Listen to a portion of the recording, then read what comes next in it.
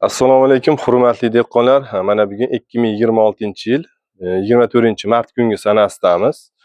Bu mana shu ko'rib turgan ko'chatlarimizga Xudo xolasa 8 kun, 9 kun bo'pti. 15-16-mart kunlari ekkan edik. O'sha ekish jarayonlarini qanaqa qilib ekishlikdi. Biz ko'chatlarimiz juda o'sib ketgandi, ba'zilar chirmoq chiqarib, baklantegacha sarg'ayib ham ketgan edi. Biz boshqacha usulda qilib ekkan edik va o'sha ekishimizdan oldingi tagiga beriladigan o'g'itlarimizni va ekib bo'lgandan keyingi tepasidan ustidan ko'chatimizni quyiladigan ozuqalar, dorilarini bir qator tanishtirib o'tganman va o'sha Xudo xolasa natijalari yaxshi bo'libdi. Ko'chatlarimiz plus tomoniga o'zgarib zo'r ketyapti. Xudo xolasa ko'z tegmasin. Endi bizni yerimizda nematoda bor. Nematodaga qarshi bir preparat ishlatamiz. Ko'rib turibsiz, mana bu qo'limdagi Nematod Extreme preparat dorimiz. Buni 1 litrini 1 tonna suvga aralashma qilib turib, kapelnitsadan berib yuborsangiz ham bo'laveradi. Agar kapelnitsa totmagan bo'lsangiz, 10 litr suvga 20 grammdan eritib aralashtirib turib, har bir ko'chatingiz tagiga 300 grammdan quyib chiqsangiz ham bo'laveradi. Endi hurmatli dehqonlar, bu o'tgangi videomda 14 xil turdagi urug'larimizni ekkan edik.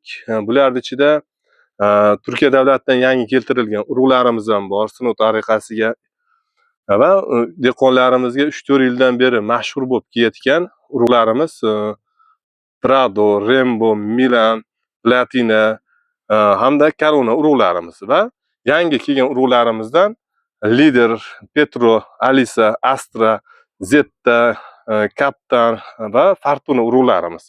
Endi Xudo xolasa bu ko'chatlarimiz hozir yaxshi.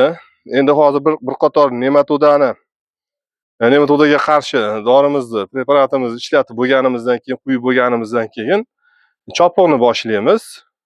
Mana hozir ko'chatlarimizni bir qator bu tomoniga, bitta arig'imizni bir betiga bir xil navda ekkanmiz va bu tomoniga boshqa navini ekkanmiz. Endi biz shu urug'larimizni navdan adashtirib, keyinchalikka hosilga kirganda adashib ketmasligimiz uchun bunaqangi har bir arig'imizni boshiga bunaqangi nimalarni belgilarni qilib mana ketganmiz. Bu Milan ekan, bunisi Astra. Bunisi nimaga? Bunisi ZTF1 navli urug'larimiz ekan. O'sha har qaysi arig'imizni boshlariga mana shunday qilib belgi qilib ketyapmiz. Keyinchalikka shu urug'ni navlarida adashib ketmasligimiz uchun. Xudo xolasa, hurmatli dehqonlar, videolarimizni kuzatib borayotgan bo'lsangiz, bundan keyingi davomiylarini ham kuzatib boring. Shu urug'larimizni qani ko'ramiz, hosillarini, issiqqa va kasalliklarga chidamliligini birgalikda kuzatamiz. Agar ko'rib turgan bo'lsangiz, like bosib, obuna bo'lib qo'ying va yaqinlaringizga ulashib qo'ying. Bugungi qisqacha videomiz shulardan iborat edi. Keyingi videolarda ko'rishguncha xayr deb qolamiz. Sog' bo'lasizlar.